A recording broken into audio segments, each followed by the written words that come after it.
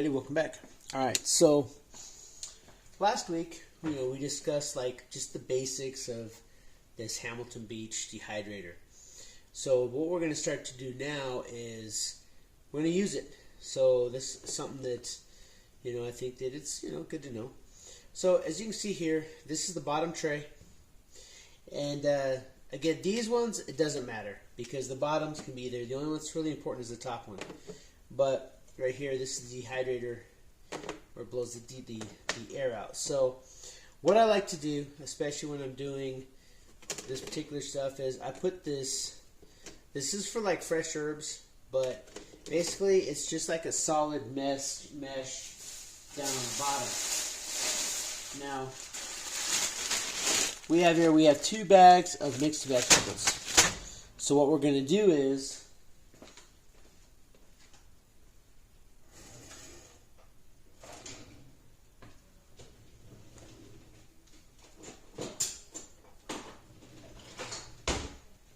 we're going to dehydrate these. So we got our mixed vegetables. Now again, like I said, the first level, I always use the dehydrator for the herbs down there.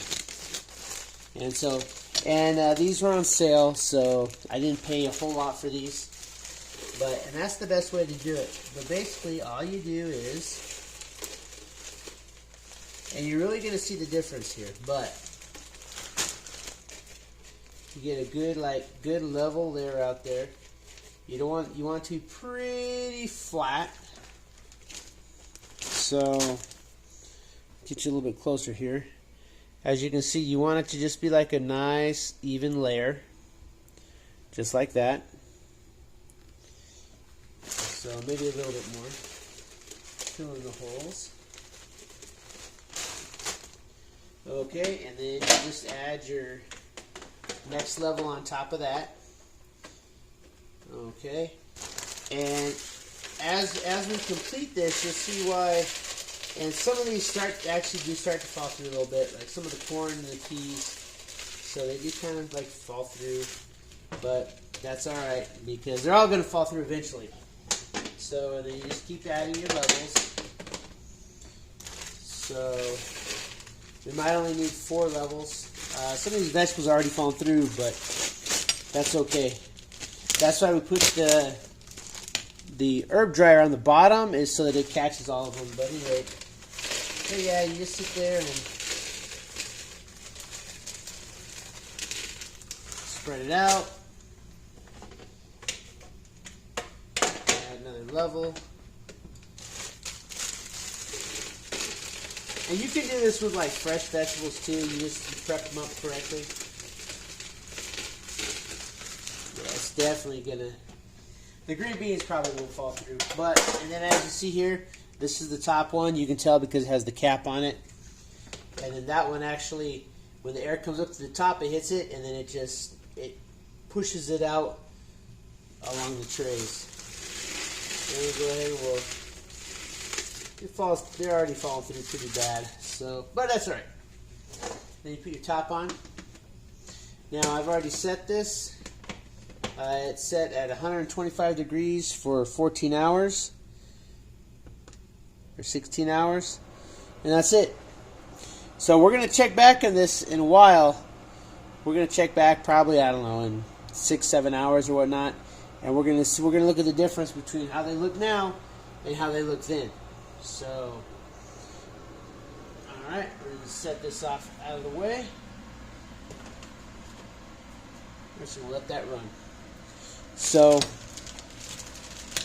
and like I said, you'll notice a difference, and you'll understand why I have that mesh on the bottom when, as these start to really dehydrate, they're going to start falling through.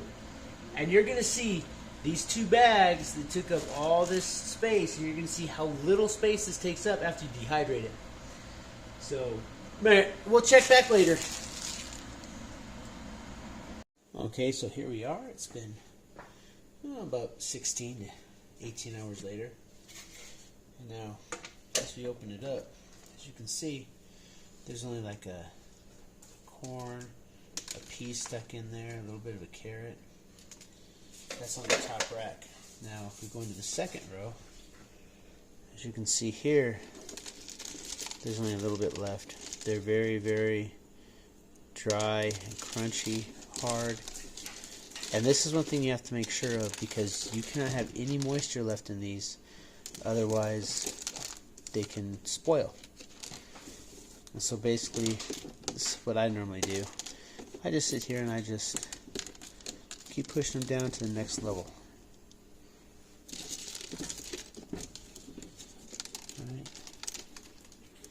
Push them down, put them through the cracks.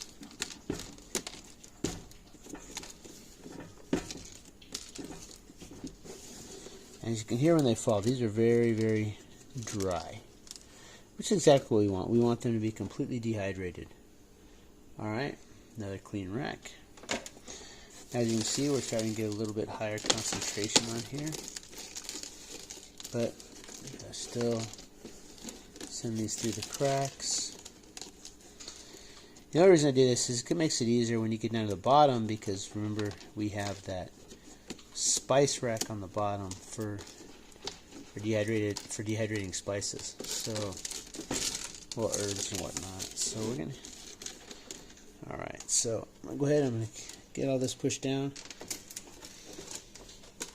and then we'll get to the bottom, and then I'll show you what the end result is. Because as you recall, this was 2 bags of frozen vegetables. 2 bags, man. Alright, so we got one row left down below. This was approximately 5. I probably could have fit 3 bags on here. But it was 2 for, you know, had to go for the deal. I always go for the bargains. Shoot, today's economy, you have to go for the bargains every chance you get.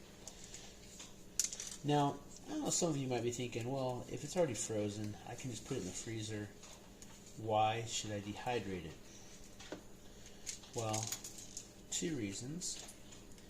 One, if the power goes out and you lose your freezer, you have to eat all your food, otherwise it's going to spoil. So there's that.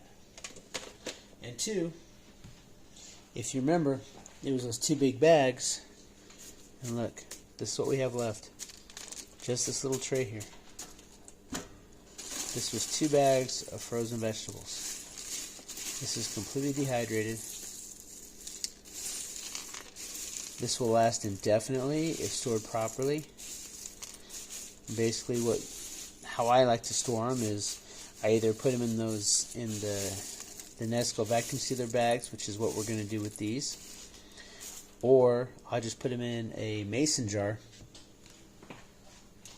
And then what you can do is, you can put them in a mason jar and you can close that up. And so then, if you want to get some vegetables, well, all you really have to do is you just scoop them out, and then you close the lid back up. These are all completely dry, and they still retain their nutritional value. Again, something like this, you're looking at making soups out of them, mainly. The main thing you do with this is like soups, but that's still good because you can dehydrate like some chicken or beef, and then you put some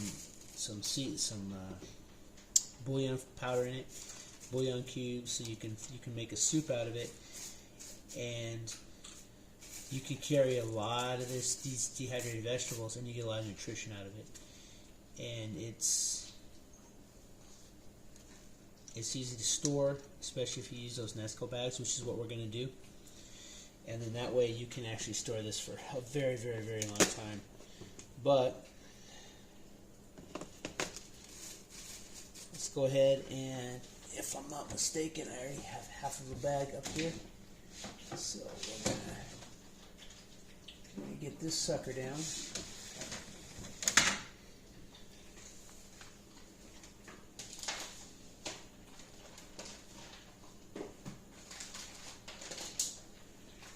And as as you can see, we already have. And this was like another 2 smaller bags. But as you can see, I haven't sealed this one up yet, but these are completely dried also. This was a different company because this one has lima beans in it. But so we'll just carefully, we will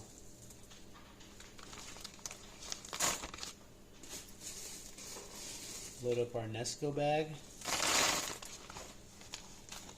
and then we'll seal that up. Alright, we'll come back to that in just a minute. Okay, so as you can see, this is like 3 bags of frozen mixed vegetables. And this would take up so much room in your freezer. And if the power goes out, you could lose it all if it thaws out. This right here, you don't have to worry about it going bad. Now, I'm not sealing this up yet because there's still a lot of room in this bag.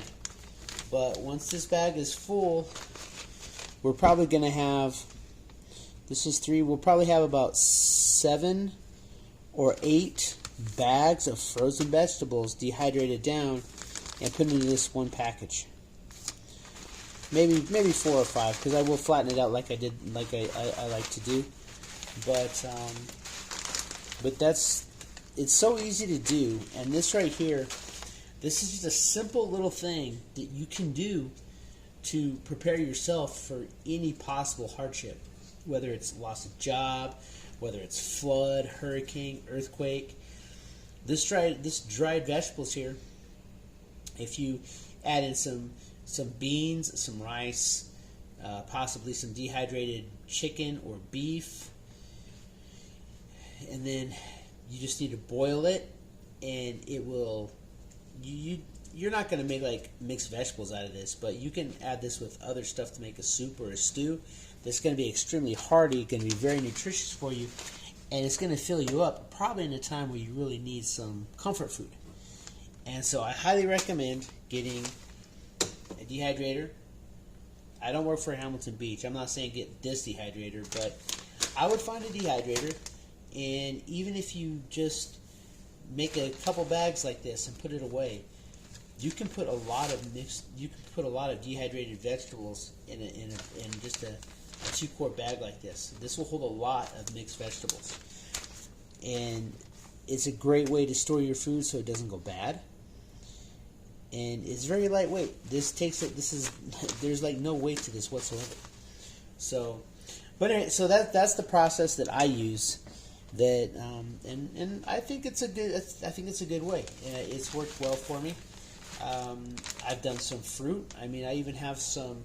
So I've been working on this right here. These right here. These are dehydrated apples. And so, a little bit different, but you could actually, you could put these in, say, oatmeal, or you could boil these up, but you can put these in, say, oatmeal, and then you can make yourself some apple spice oatmeal. And this is just a good way to enhance what you're cooking, and you retain the nutrition. Which is another fantastic thing about this, is that it does retain the nutrition. So you lose very little by dehydrating. But as you can see, this takes up only a fraction of the space that these 3 bags of frozen vegetables would have taken up. So there you have it. That's pretty much my method that I use for dehydrating food. This was frozen mixed vegetables, but another thing that I really do like to do is when celery, carrots, onions, when they go on sale, I'll buy them in bulk, and I'll slice them up, dice them up, however you want to prepare them, and then I'll dehydrate them. Because if you can get fresh vegetables that go on sale, and you're only paying a fraction of the cost for fresh, and then you dehydrate it, it's going to be the same thing. You retain the nutritional value of it, but it takes up so much less room, and it doesn't spoil. So that's a good time to actually invest in purchasing large amounts, because you get the fresh food, and you can do that with, I've done that with blueberries. I've done that with, let's see here, celery, onions, potatoes. I've dehydrated potatoes, put them into cubes. And it's a fantastic way to really take advantage of those sales. So if your local market is putting a sale on fresh produce and you have a dehydrator, it's a really great idea to take advantage of that, and spend, if you just spend like, maybe, $10, $15, and you can probably get a lot of fresh produce when it's on sale. And then if you dehydrate it, and then when you need it, you have it, of course you can eat some of it while it's fresh. I'm not saying don't, but this is just a great little trick that I found that allows me to bulk up my food supply without hurting my wallet. So, but anyway, hope you like this video. If you haven't already, please consider subscribing to the channel. If you are subscribed, I really appreciate it if you hit that thumbs up. Maybe leave a comment. If you have a different type of dehydrator that works better, I'd love to hear about that. I do plan on getting one of the hanging net ones that pretty much you just hang outside.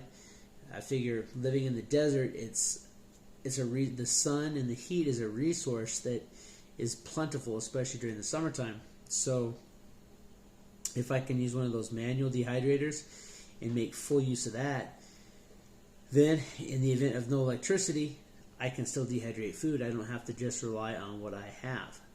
So when I get one of those, we'll go ahead and we'll put that up on the channel, and we'll talk about how that works too.